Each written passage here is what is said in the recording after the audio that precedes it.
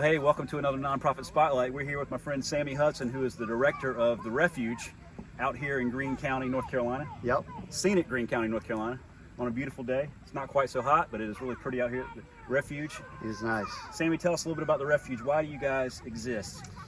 Well, our goal and our passion is to share and model the hope of Jesus Christ, and we do that in a lot of different ways. So we have summer camps, and we've been blessed this summer in the midst of all the craziness to be able to have summer camps on a smaller scale, but to still be able to do that, and so that's been a blessing. And so there's a lot of noise probably in the background, but kids are here, so we get to live in our mission by doing that. And so each week we were able to share the gospel with kids from elementary through high school throughout our summer, and we've been able to do 5 weeks this summer with everything going on. And so even though it's looked different this year, we are creative in how we share and model the hope of Jesus on a daily basis, whether with kids, with adults, with businesses, and with families. And so that's why we're here. So give us a quick snapshot of the facilities. What do you have? How many people can you host? And that kind of Yeah, so right now we currently can sleep 68 in beds. We're getting ready to add 16 more beds this fall. We have a new farmhouse. When I say new, all of them are 100 years old, but they're new when we get done with them. They're kind of remade, and so they turn out to be beautiful inside. They're bunk style sleeping, and so it's a really unique setting. We don't have televisions in the houses. It's very hard to get internet. So when you come out here, you feel like you're stepping back in time a little bit in the houses.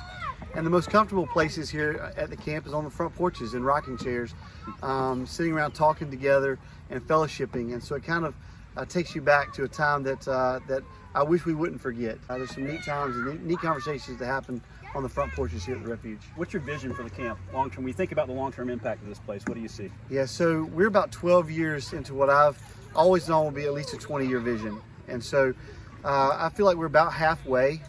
It's not a little place. We have 135 acres of land. All of it has been given and is in our name. And so that's a blessing in itself. Just the gift of that alone has totally transformed how we go about what we do.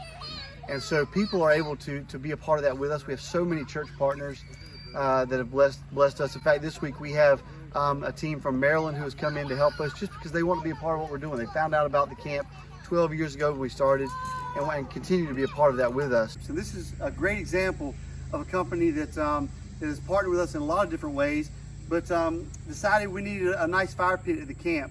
And that's Seeger's Fence Company out of Goldsboro blessed us. They have a division called Southern Wildlife, and they created this fire pot for us. So we're able to cook on it and have campfires, roast marshmallows, and it's just a great opportunity for kids to gather around here at camp at the Refuge. And so we're grateful to all our church partners for what they do for us. You guys do summer camps and these kind of things, but also you do some school season. Yeah. So we have school programming that we do. There's a lot of day groups that come out where they can bring their class. We can do anything from forest and water ecosystems. The biggest thing we do is team building. And so they can come out and do our challenge course, spend 1 or 2 days with us on a challenge course, depending on the group that wants to come out and do that. And so they bring their own lunches, and we spend the day with them walking through some of those things. Our forest hikes and freshwater ecosystems are a highlight. Students like to do that as well. But then they also get to fish and canoe and be kids. And so we get excited about that. Anytime a kid gets to be a kid, we're excited about that. Have you guys developed some uses for adults as well? Maybe some corporate retreats? Yeah, so we've done some corporate retreats with the same thing in mind. So there's a lot of great Christian businesses around. You don't have to be a Christian business to come here, but they utilize us because we're able to do team building and incorporate biblical principles into the team building activities. And all of our staff are trained in how to lead those and how to walk through problem solving with the groups. So how can you incorporate these problem solving skills you learn here into your business? In a real fun setting. In a real fun setting. So this is the Orchard House behind us where we are able to meet about 70 people. And it's a great place for corporate outings and people to gather for meetings. And it's also a worship place for us during summer camp. So it's been a blessing to have these different farmhouses being used in so many unique ways here at the Refuge. Everybody's dealt with all kinds of changes and situations. We've all pivoted, or whatever you want to say, this past 6 months. How has the reality of COVID and those things affected you guys here? Well, we've been impacted pretty hard in a lot of ways. We had our busiest schedule ever. As we were walking into the spring, we were so excited. We were getting ready to hire another full-time person.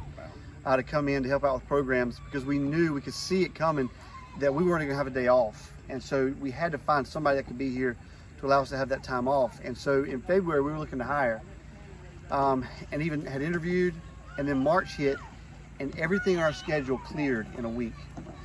And so from March through the end of May, we lost about $60,000 in revenue from school programming and weekend retreats.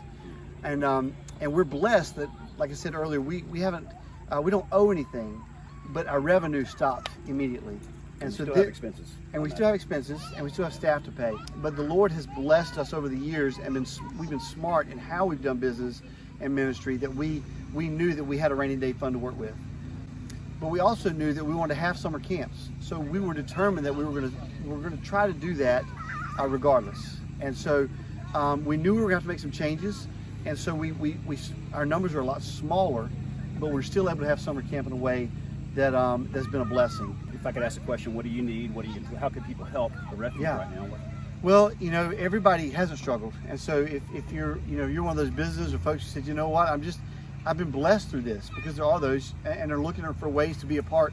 We would love for you to partner with us. We're always looking for partners to join us in ministry, and these are lives that are impacted here. When you join us, there are faces that we see when folks give to support people out here. And so we are grateful. If you would like to be a part of that, we would love your support in that. We have people that give monthly. We have people that give one-time gifts. We have people that sponsor campers that can't afford to come. And so those are big deals to us, so we don't take those lightly. And so we would love for folks to be a part of that with us. They can find out online on our website, or give us a call, and we can plug them in that way. Awesome. And so if you're thinking about a retreat, perhaps you're not sure if you can get away safely here in small groups. Yep. We've got beds for 60, or certainly have space for day events, corporate retreats, church, men's groups, women's groups, kids. It's a great place, lots of facilities, lots of potential. I think it's a hidden gem. Yeah, it really is. And it's right here in East North Carolina, and you feel like you're far away, even when you're close to home. So we're grateful the Lord has blessed us to be here, and we look forward to getting to know you guys more as well.